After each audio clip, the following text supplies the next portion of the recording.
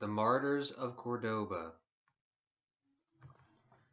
The historical importance of the killing of the Martyrs of Cordoba is difficult to determine and probably tells us little about the condition and attitudes of the bulk of the Mozarab population, though the incident does show the tolerance and essential reasonableness of the Muslim authorities.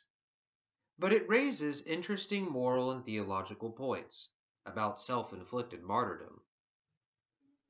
From Hugh Kennedy, Professor of History in the Department of Languages and Cultures of the Near Middle East of the University of London. Muslims, Spain, and Portugal, A Political History of Al-Andalus. London, Routledge, 1996, page 48.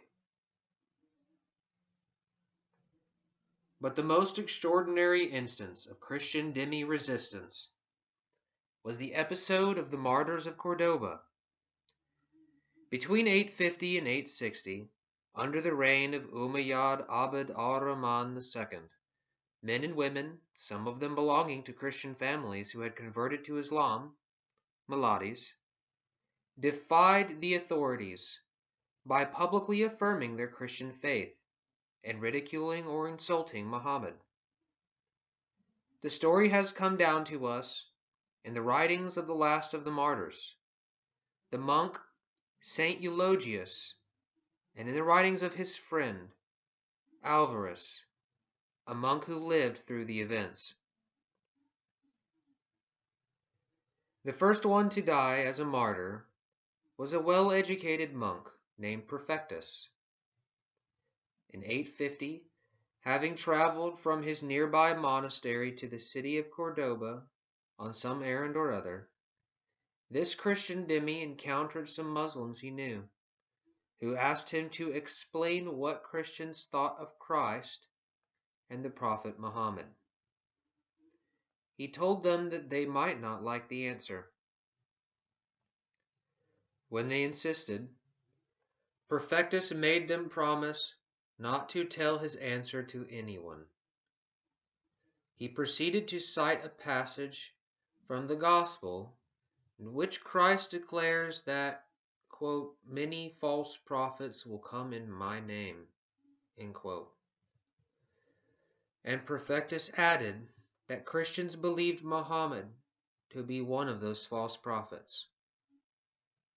Perfectus then went on his way. Some days later, the same Muslims saw him in the city, pointed him out to the crowds, and accused him of having insulted the Prophet. The monk was arrested and locked in prison, although during interrogation he denied having said any insulting words. The outline of this case to this point corresponds to the pattern of cases of Christians punished for alleged blasphemy in Islamic countries even in our day. While in prison, however, Perfectus recanted his earlier denial. He openly proclaimed Christ's divinity and the imposture of Muhammad. Perfectus was publicly beheaded. According to the extant accounts of the monk Alvarez, a year later a Christian dhimmi named Juan was denounced by some Muslim merchants for trying to increase his sales by swearing on Muhammad. Alvarez tells us that Muslims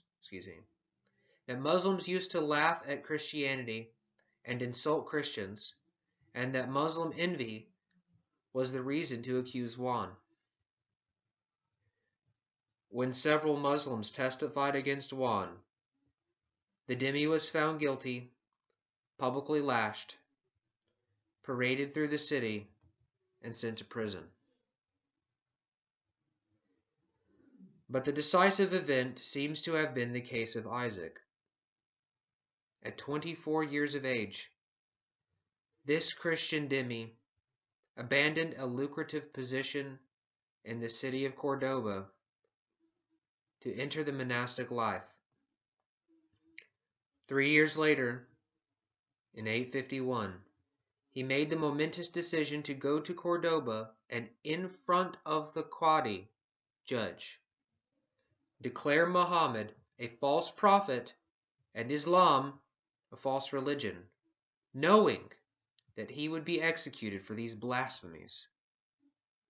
He was beheaded publicly, and his cadaver was hung upside down at one of Cordoba's city gates.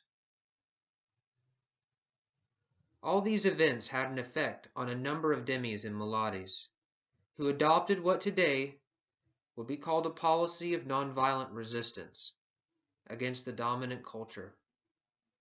They defied the Muslim blasphemy laws by publicly proclaiming the divinity of Jesus Christ and the falsehood of Muhammad as a prophet, and they refused to recant.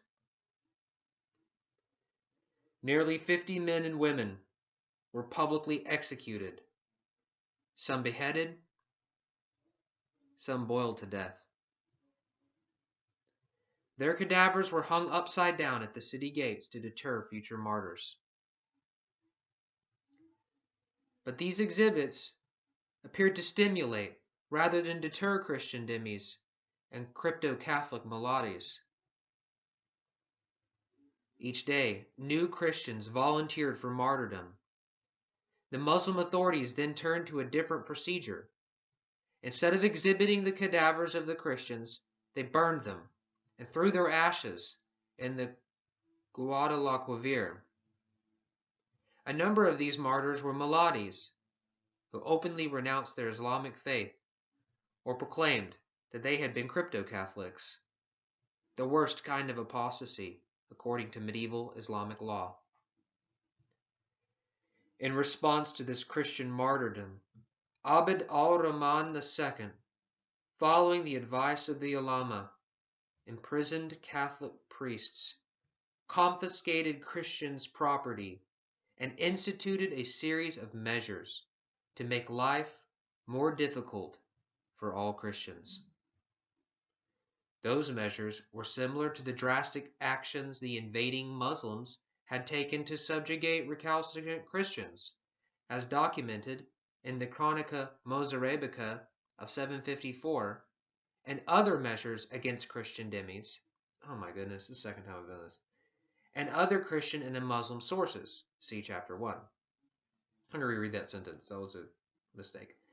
Those measures were similar to the drastic actions the invading Muslims had taken to subjugate recalcitrant Christians, as documented in the Chronica Mozarabica of 754 and other Christian and Muslim sources. See chapter 1. Then, threatening escalated measures against Christian dhimmis, Abd al-Rahman pressured Catholic bishops to convene a church council in Cordoba to address the growing problems of Christian martyrdom. Under this pressure, the Council of Bishops ordered Catholics not to follow the martyrs' example. Eventually, the voluntary martyrdom stopped. With their public displays of Christian faith and their open affirmation that Muhammad was not a prophet and that Jesus Christ was the Son of God, both blasphemies in Muslim eyes, the Martyrs of Cordoba led a metaphorical assault against the dominant Islamic religion and culture. This public defiance released years of pent-up Christian anger and frustration at religious, social, and political subjugation. It also represented a desperate and ultimately ineffective effort to stem the growing tide of Islamic acculturation that was eroding Christian culture in Spain. But scholars do not usually describe the Christian defiance in the above terms. As understandable and courageous instances of passive, nonviolent cultural resistance, by members of a disempowered and marginalized group, as academics would probably characterize similar acts by any subject group but Christians.